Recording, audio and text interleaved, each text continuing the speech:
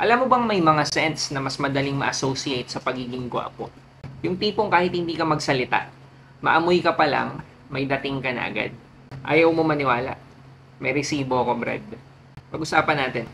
Kamusta mga Brad? It's me, Eric. Welcome back sa Pocket Sense PH kung saan gumagawa tayo ng mga honest reviews tungkol sa mga pabango. Sa video na to, pag-uusapan natin ang isang pabango na panalo sa mga kolehiyala. Versace Pour Homme Dylan Blue. Recently, gumawa ako ng street battles, Sauvage versus Dylan Blue. Tinanong natin ng mga girls kung ano ang mas gusto nilang maamoy sa lalaki, either sa boyfriend or sa crush nila. And guess what? Laging panalo ang Dylan Blue. Kung gusto mong mapanood yung reactions nila, nasa YouTube channel natin ang mga full videos. May resibo talaga ako, Brad. Sa initial spray, combination ng bergamot, grapefruit, fig leaf at watery notes. Citrusy, oo, pero hindi siya nakakatusok sa ilong. Dahil sa watery notes, nagiging airy, fresh. Parang bagong ligo na may pagka-aquatic. Sa mid, may ambroxan, black pepper, papyrus wood at patchouli. Dito na siya mas nagiging mature, medyo spicy, woody at warm. May smoky vibe na rin dahil sa incense. Parang galing sa casual na cool guy, nagiging mysterious na gentleman. Sa dry down, nandyan ang incense, tonka bean, saffron at musk.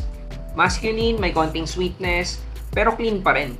Fresh and clean na may smoky aura. Parang may aura na ang smoky tapos tumutulak siya papalayo sa balat mo.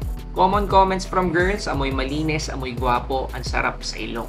Clean, masculine at confident.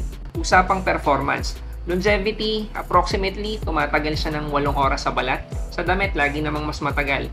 Projection, malakas siya for the first hour. Pagdating sa pangalawang oras, unti-unti na siyang humihina, unti-unti nang lumiliit yung scent bubble na meron ka. Pagdating sa sillage, sobrang solid. Amoy bagong ligo vibe na naglalakad. Tapos naglilinger sa hangin yung amoy. When and where to use. Sobrang versatile na ito. Pwede siyang gamitin anytime. Pwede siyang gamitin sa umaga, pwede siyang gamitin sa gabi. Pwede siyang gamitin sa mainit, pwede siyang gamitin sa malamig. Pwede siyang gamitin sa kahit anong okasyon.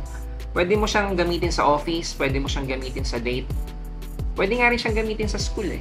Age, suitability, 20s pataas. Pero kahit college student, kaya tong dalhin. Hindi siya intimidating, approachable, pero may presence. Kung gusto mo ng clean, masculine, at confident na vibe.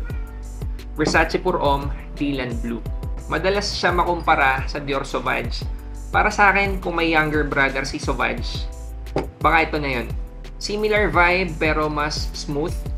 Tsaka walang roughness to. Kung compliments from girls ang hanap mo, subukan mo na to. May resibo ko. Panoorin mo yung mga street battle videos namin.